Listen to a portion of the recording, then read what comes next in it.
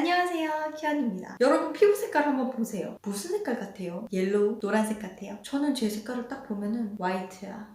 이거는 하얀색이야. 근데 백인들은 말해요. 우리 보고 옐로우라고.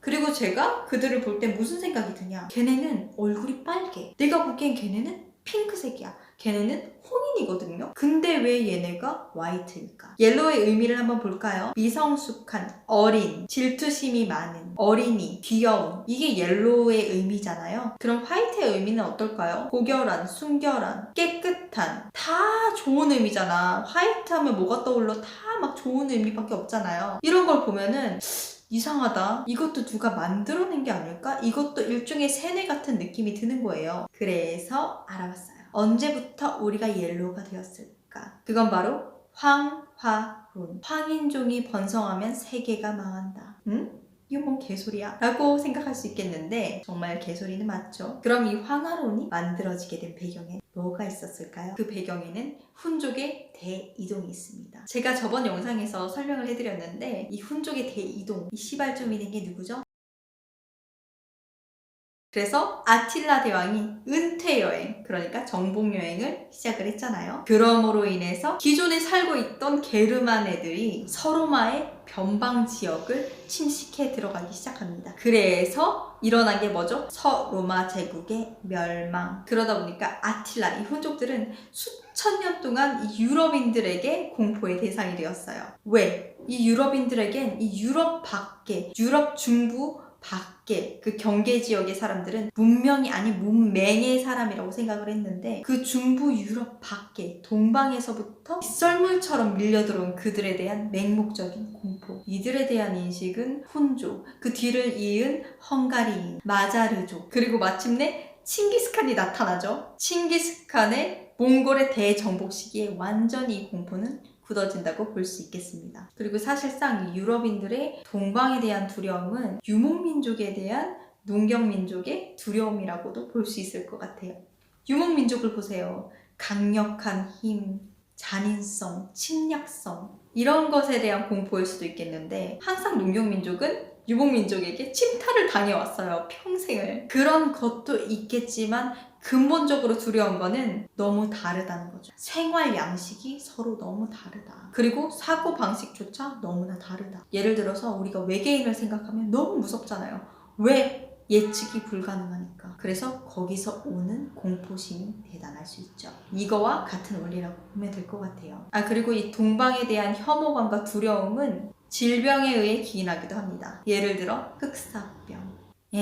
흑사병? 그건 고양이를 많이 죽여서 쥐가 창궐하기 때문에 그렇게 생긴 게 아닐까? 그것 또한 이유가 되죠. 그건 완전 방아쇠를 이렇게 당긴 거지. 하지만 그 시발점은 몽골의 서방 원정이 원인이 되었거든요. 원래 이 흑사병은 중앙아시아랑 그 중국의 운남성 일대에 만연하던 풍토병이었어요. 근데 이게 왜 서방 세계까지 갔을까? 바로 몽골의 서방 원정인 거죠. 자, 몽골군의 말발굽에 따라서 중앙아시아로 퍼졌죠. 그리고 흑해 크리미아 반도까지 같이 말발굽과 함께 퍼지기 시작한 거예요. 그러다가 그 지역에 교역을 하던 이탈리아 상인들에 의해서 유럽에 상륙하게 된 거죠. 자, 이 흑사병 어땠죠? 유럽 인구의 3분의 1을 집어삼킵니다. 자, 수십 세기에 걸쳐서 유목민족한테 막 침략을 당했어. 거기에다가 전염병으로 여러 사람, 엄청나게 많은 사람들을 잃었어요. 그러다 보니 어떻게 됐어요? 유럽인들은 이렇게 생각하게 됐어요. 모든 안 좋은 것들은 동방에서 온다. 이런 생각이 완전하게 굳어지게 된 겁니다. 자, 이 상태로 16세기가 됩니다. 선교사들에 의해서 유럽에 중국이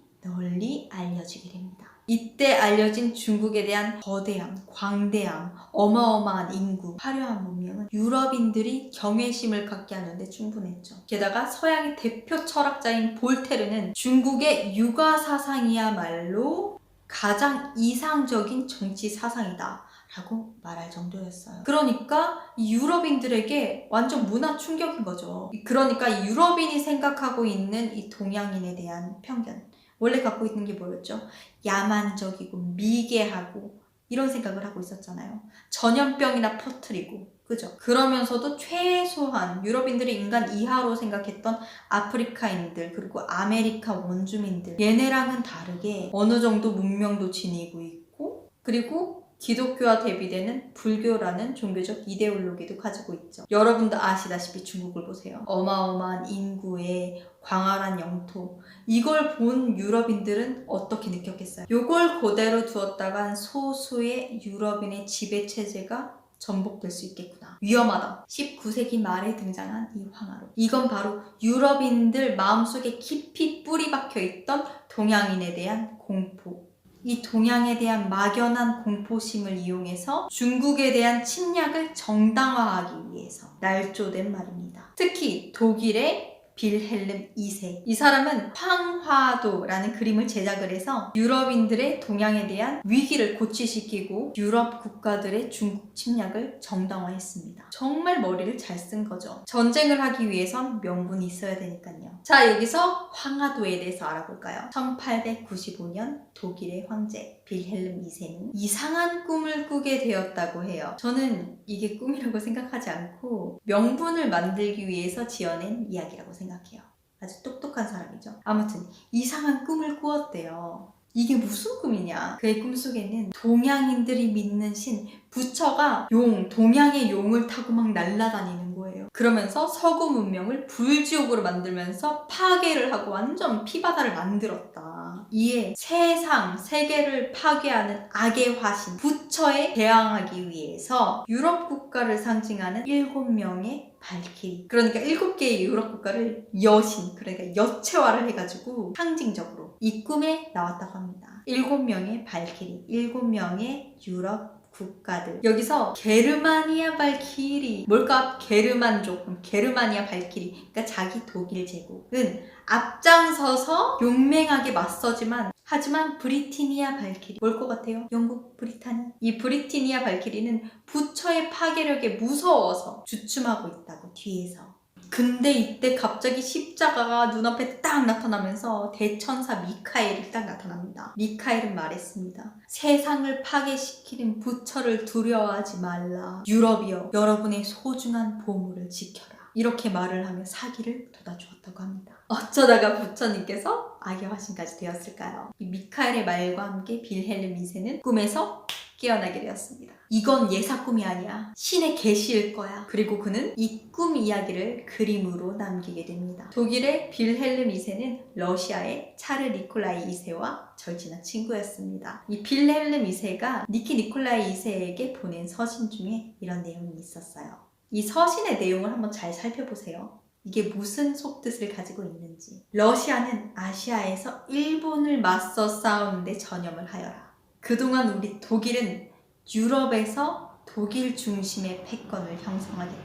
그러니까 쉽게 말해서 이게 뭐냐? 그러니까 유럽, 특히 발칸반도에서 일어나는 게르만인과 슬라브인의 분쟁에 러시아 너는 참견하지 마라, 빠져라, 간섭하지 마라, 이 말씀이 되겠습니다. 하지만 정작 자기는 서유럽의 수호자다 라고 자처하고 있는 독일은 서유럽 국가 사이에서는 지독한 야만 국가로 찍혀 있었습니다. 그렇게 돼서 1차 세계대전이 발발하게 되자 엉뚱하게도 훈족의 이름이 다시 오르내리기 시작합니다. 오웨겟흔, 누구를 가리키는 걸까요? 독일. 전쟁 당시 서유럽의 강대국이었던 프랑스와 영국, 이들은 동방의 독일인들을 사악한 훈족으로 부르기 시작합니다. 1차 세계대전 발발 이후 졸지에 야만인 대접을 받게 된 독일. 어디다가 화풀이를 해야 되잖아. 막 짜증나고 열이 받는 거야. 어디다가 화풀이를 했을까요? 러시아. 사실 러시아는 유럽에서 한 식구로 대접을 받지 못했어요. 그러다 보니까 1차 세계대전 이후 독일의 대학 교수들은 학생들을 선동해서 전쟁에 내보내기 위해서 선동을 하기 시작합니다. 동방의 야만인으로부터 독일의 순수한 가치를 지키기 위해서 이러한 성전에 기꺼이 동참하라고, 그러니까 동방으로부터의 위협에 대한 유럽인의 공포를 정말 교묘하게 이용을 한 거죠. 그러면서 한편으로 러시아와의 전쟁, 그러니까 서유럽인들의 관점에서 이교도들에 대한 성전으로 포장이 됩니다. 젖사이비를 멸하라, 이런 거죠. 자, 이쯤 돼서 한번 정리를 해볼까요? 이 공포 테크트리 훈족, 아틸라, 이 훈족의 대이동에서 시작된 공포감, 몽골의 칭기스칸, 대정벌, 그 다음 중국, 대강활한 중국, 그리고 문명에 대한 두려움. 이 모든 것에 대한 공포심이 남아있었는데 이제 이 공포가 어디로 가죠? 러시아. 우리가 보기엔 같은 백인이지만 이들이 보기엔 아니었던 거죠. 너넨 동양인이야. 너넨 동방에 있잖아? 동방에 대한 정벌, 이교도들에 대한 정벌. 그래서 이때 유럽인들에게 동방으로부터의 위협의 대명사는 러시아가 됩니다. 이러한 인식은 볼셰비키 혁명 이후에 적화론이 대두되면서 불을 붙이게 됩니다. 유럽인들에게 공산주의란 유럽을 배회하는 유령이자 전염병인 것이죠. 게다가 공산주의 소련이란 무신론자의 본거지가 되는 겁니다. 완전 멸해야 될 존재가 된 거죠. 그래서 러시아 혹은 소련과 서유럽의 장벽은 야만과 문명의 장벽, 기독교와 이교도의 장벽, 그리고 이제는 자본주의와 공산주의의 장벽으로까지 인식되기 시작한 것입니다. 이러한 황화론과 적화론의 결합은 독일의 그룹 칭기스칸이라는 락밴드의 노래 칭기스칸에서 볼 수가 있어요. 그 노래 아시죠?